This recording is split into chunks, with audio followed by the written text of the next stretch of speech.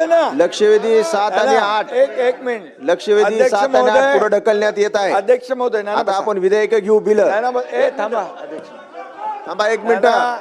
राज्याचे उपमुख्यमंत्री शिंदे साहेब काय बोलतायत?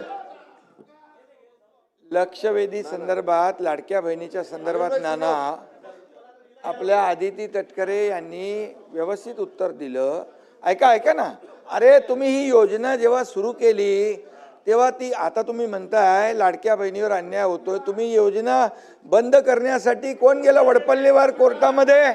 कोण गेला? हे बघा, वडपल्लीवर कोणाचा समर्थक होता? अनिल वडपल्लीवर. अध्यक्ष महोदय यांनी योजना बंद व्हावी म्हणून कोर्टात गेले आणि ते नानाचा माणूस होता वडपल्लीवर. आणि या ठिकाणी बसा ऐका, सत्य ऐका जरा.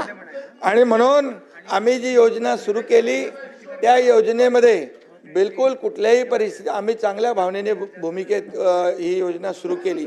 त्यावेळेस तुम्हाला वाटलं हे फक्त निवडणुकीपुरती घोषणा आहे. तुम्ही चुनावी जुमला म्हणाले नाना, तुम्ही म्हणाले ही फसवी घोषणा आहे. तुम्ही एवढ्यावर थांबले नाही, तुम्ही हायकोर्टात पाठवलं. हायकोर्टाने पण एक चपराक दिली, त्याला पाठवून दिलं परत.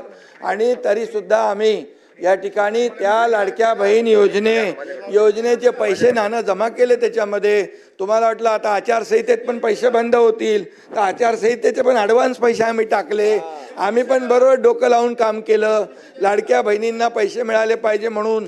आणि लाडक्या बहिणींनी तुमचा टांगा पलटी केला आणि पार असं लँडस्लाईड मॅन्डेट दिलं की म्हणून आता बघा आदितीने जे उत्तर दिलं आमच्या मंत्री महोदयांनी अतिशय स्पेसिफिक प्रश्नांना उत्तर दिलं आहे.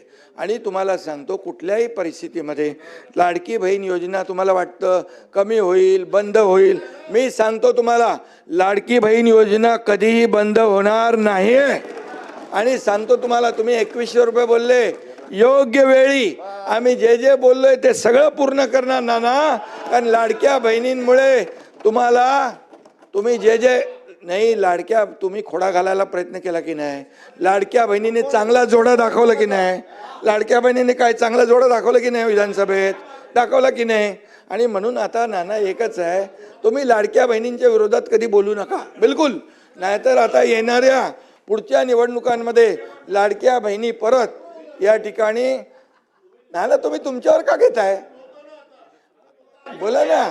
ऐका. अरे लाडक्या बहिणींना आतापर्यंतच्या इतिहास किती वर्ष होतं हो काँग्रेसचं सरकार? आतापर्यंतच्या इतिहासामध्ये कधी अशी योजना सुरू केली? आम्ही सुरू केली. त्याला हिंमत लागते, धाडस लागतं आणि लोकांचे पैसे लोकांना देण्याची दानत लागते. ती दानत आम्ही दाखवली. आणि म्हणून या ठिकाणी तुम्हाला सांगतो लाडकी बहीण योजना कधी बंद होणार नाही. जे आम्ही बोललोय ते पूर्ण करणार आणि करणार.